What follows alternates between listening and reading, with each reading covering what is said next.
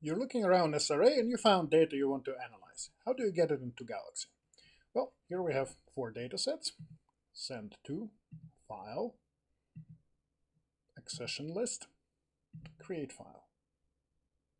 And this would generate a file which looks like this.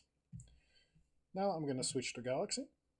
Click on the Upload button. Select Choose Local Files.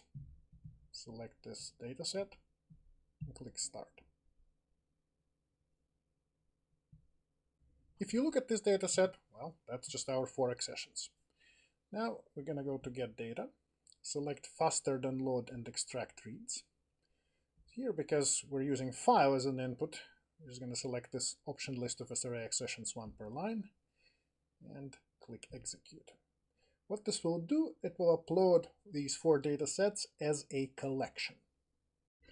And here it is. It's a collection with paired end data sets. To understand how to use and create collections, watch a series of videos dedicated to that subject.